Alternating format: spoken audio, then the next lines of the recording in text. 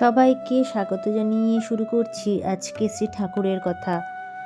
এর আগের দিনের কল্পতরু দিবসের সেই যে পর্ব 2 ছিল তার রেস ধরে আজকে পর্ব 3-এ আমি আরও কিছু কল্পতরু দিবসের বিস্তারিত বর্ণনা আপনাদের সামনে তুলে ধরব। তাহলে চলুন মূল ভিডিও শুরু করি। কল্পতরু শ্রী রামকৃষ্ণের কৃপায় সবই হয় সম্ভব, সবই সম্ভব। ভাই ভূপতি, যার জন্ম রাজবল্লভ পাড়ায় হয়েছিল, ঠাকুরের কাছে সমাধি প্রার্থনা করেছিলেন। কৃপাময় ঠাকুর তাকে বলেছিলেন, তোর সমাধি হবে। হয়েও ছিল। আমার জীবন কথা থেকে তা জানতে পারা যায়। পরবর্তীকালে ভাই ভূপতির শিষ্যরাই বারাসতের হৃদয়পুরের কোঁড়া অঞ্চলে ঋষভ আশ্রম প্রতিষ্ঠা করেন। উদ্যানবাটির গাছতলায় সরল ভক্ত ছড়িয়ে ছিটিয়ে বসে আছেন। এমন সময় পরমহংসদেব দেবেন্দ্রকে ডেকে পাঠালেন। ঠাকুরের জীবন যে বৃত্তান্ত লেখা, যা রামচন্দ্র দত্তের লেখা, সেখানে থেকে এটি আপনারা জানতে পারবেন। সঙ্গে সঙ্গে দেবেন্দ্রনাথ মজুমদার দোতলায় ঠাকুরের ঘরে গিয়ে উপস্থিত হলেন।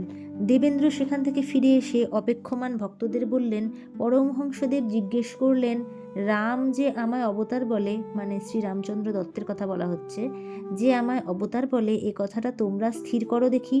কেশবকে তার শিষ্যরাও অবতার বলতো, কিন্তু তিনি যে কেন এ কথা বললেন তার কারণ কারো কাছে স্পষ্ট ছিল না। ঠাকুরের মধ্যম অগ্রজ রামেশ্বর চট্টোপাধ্যায়ের জ্যেষ্ঠ পুত্র রামলাল, মানে ভক্তদের কাছে যিনি রামলাল দাদা, মাঝে মাঝেই কাশীপুরে আসতেন ঠাকুরের দর্শন ও সেবা করতে। ঠাকুরের মৃত্যুর পর তিনি দক্ষিণেশ্বরের ভবতারিণীর পূজকের পদে নিযুক্ত হন এবং আজীবন সেই দায়িত্ব পালন করেন। তিনি ভালো গান গাইতে পারতেন এবং ঠাকুরকেও গান শোনাতেন। রামলাল দাদার সাক্ষ্য থেকে জানতে পারি, 1 জানুয়ারি তিনিও এসেছিলেন ঠাকুরের দর্শন ও সেবা করতে। হঠাৎ সেদিন বিকেলে ঠাকুর তাকে বললেন, দেখো রামলাল, আজ ভালো আছি বলে মনে হচ্ছে, তা চল একটু নিচে বেরিয়ে আসি। উত্তরে তিনি বললেন, আগে হ্যাঁ, আপনি তো ভালোই আছেন, চলুন যাই। ঠাকুর একটা ঢাকা টুপি পরলেন, হাতে একটা ছড়ি নিলেন, আর রামলাল দাদা তাড়াতাড়ি গায়ে একটা চাদর দিয়ে, তার হাতে গামছা গাড়ু আছে, ঠাকুরকে ওপর থেকে ধরে নিচে নিয়ে এলেন। সেদিন ঠাকুরের দেবদুর্লভ রূপের বর্ণনা দিতে গিয়ে রামচন্দ্র দত্ত বলেছেন, সেই দিনকার রূপের কথা স্মরণ হইলে আমরা এখনও আশ্চর্য হয়ে থাকি। তাহার সর্বশরীর বস্ত্র দিয়ে আবৃত, মানে পুরোটাই একদম শীতের জন্য পুরো ঢাকা। তাহার সর্বশরীর বস্ত্রাবৃত এবং মস্তকে সবুজ বনাতের কান ঢাকা টুপি ছিল। কেবল মুখমণ্ডলের দিব্যজ্যোতিতে দিকমণ্ডল আলোকিত হইয়াছিল। মুখের যে অত শোভা হইতে পারে তাহা কাহারও জানা ছিল না। সেই রূপ আর একদিন ইতিপূর্বে নবগোপাল ঘোষের বাড়িতে সংকীর্তনের সময় দেখা গিয়েছিল। শ্রী রামকৃষ্ণ পুঁথিতে অক্ষয় কুমার সেন বলেছেন, আজি মনোহর বেশ প্রভুর আমার, বারেক দেখিলে কভু নহে ভুলিবার। পরিধান লাল পেরে সুতার বসন, গায়ে বনাতের জামা সবুজ বরণ, সেই কাপড়ের টুপি কর্ণমূল ঢাকা, মোজা পায়ে চটি জুতা লতা পাতা আঁকা। 1886 সাল 1 জানুয়ারি বিকেল 3টে। ঠাকুর বেড়াবার জন্য দোতলা থেকে নিচে নেমে এলেন। তাকে দেখেই উদ্যানে সমবেত ভক্তরা সসম্ভ্রমে উঠে দাঁড়ালেন, প্রণাম করলেন। তিনি নিচের হলঘরের পশ্চিম দিকের দরজা দিয়ে উদ্যানের পথে নেমে দক্ষিণ মুখের যে ফটকটি, সেই তার দিকে ধীরে ধীরে পদক্ষেপে অগ্রসর হতে থাকেন। ভক্তরা কিছুটা দূরত্ব বজায় রেখে তাকে অনুসরণ করতে থাকেন। ঠাকুর যে দোতলা বাড়িটাতে থাকতেন, সেই বাড়ি ও মূল যে দরজা ফটক, ঠিক তার মধ্যবর্তী স্থানে এসে ঠাকুর গিরিশ ঘোষ, রামচন্দ্র দত্ত, অতুল ঘোষ, মানে গিরিশের ভাই প্রভৃতি কয়েকজনকে পশ্চিমের গাছতলায় দেখতে পেলেন। তারা সেই গাছতলাতেই বসেছিলেন।